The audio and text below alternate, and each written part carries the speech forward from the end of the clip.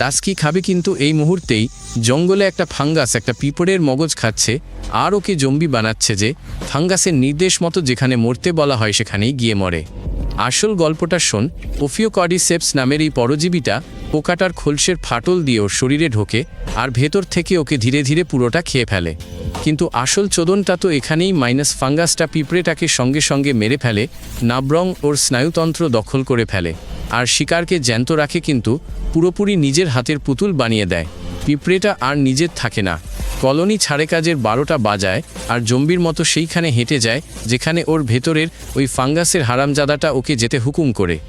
বিজ্ঞানীরা এটাকে extended phenotype বলে ডাকে, যেখানে একটা জীব অন্যকে নিজের হাতের পুতুল বানিয়ে নাড়ায়, কিন্তু আসলে শালা এটা জ্যান্ত বায়োলজিক্যাল হরর ছাড়া আর কিচ্ছু না। শালা কি বালছাল! ওই ছাতাটার শেষ হুকুমটা ছিল এমন, মাটি থেকে ঠিক 25 সেন্টিমিটার উপরে উইঠা পাতার মধ্যে এমন মরণ কামড় দে যাতে জীবনেও আর না ছাড়স। ঠিক 25 সেন্টিমিটারই কেন? কারণ ওইখানে ছাতার মূলে জন্মানোর জন্য আর্দ্রতা আর তাপমাত্রা একদম চরম পারফেক্ট। ওই হারামজাদা পরজীবীটা নিজের বংশ বাড়ানোর জন্য প্রতিটা মিলিমিটারও ছাড় দেয় না, এইসব হিসাব কইরা রাখছে। পিঁপড়াটা গাছের মধ্যে এমন মারাত্মক কামড় দেয় যে আমরার পরেও ওইটারে তুই আলাদা করতে পারবি না। বিজ্ঞানীরা মাসের পর মাস ধইরা পাতা থেইকা ঝোলানো লাশ পায়। ওই বাঞ্চত ছাতাটা সব কিছু একদম খুঁটিনাটি পর্যন্ত হিসাব কইরা রাখছে।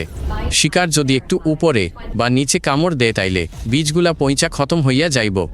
এই জন্য ওই হারামজাদাটা তার হাতের পুতুলের প্রতিটা নড়াচড়া শেষ পর্যন্ত কড়া চোখে দেখে, আর শেষমেশ পিঁপড়াটা তার ওই মরণ কামড় দিয়া নিস্তব্ধ হইয়া যায়।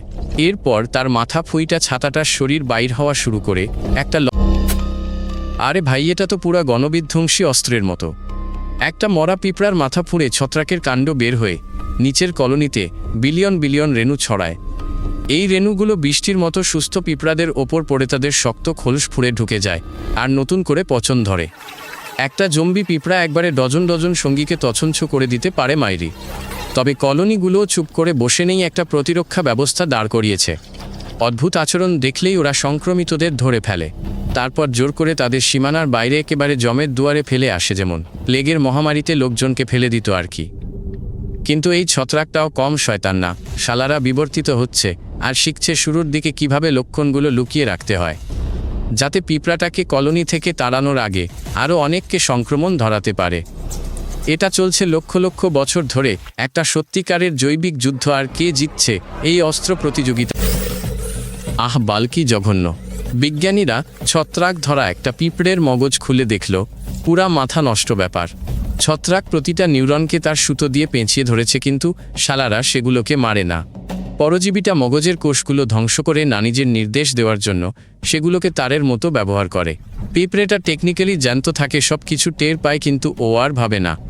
একবার ভাব তো, তোর মগজটা কে যেন হ্যাক করেছে আর তোকে একটা ভিডিও গেমের ক্যারেক্টারের মতো চালাচ্ছে।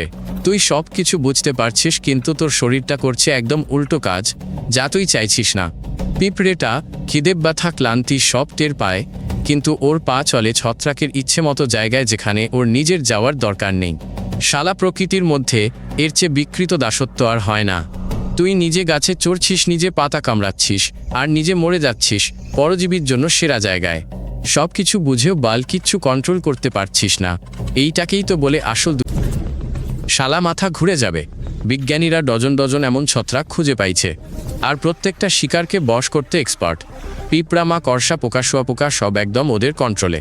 আপাতত জম্বি ছত্রাকগুলো মানুষের জন্য বিপজ্জনক না, কিন্তু প্রকৃতিতে টক্সোপ্লাজমা নামের এক পরজীবী তো আছেই, যা ইঁদুরের আচার আচরণ বদলে দেয় আর ওদের বিড়ালকে ভয় পেতে দেয় না, একদম পিঁপড়ার ঘটনার মতো।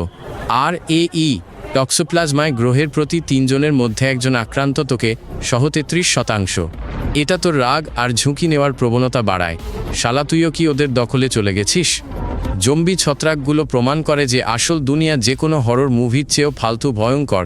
এখানে পরজীবীরা জ্যান্ত প্রাণীদের বায়োরোবট বানিয়ে ফেলে, আর তোর ভেতরের চিৎকার কুত্তাও শুনবে না। তাই যখন দেখবি একটা একা পিঁপড়া এলোমেলোভাবে ঘুরে বেড়াচ্ছে, ভালো করে দেখিস।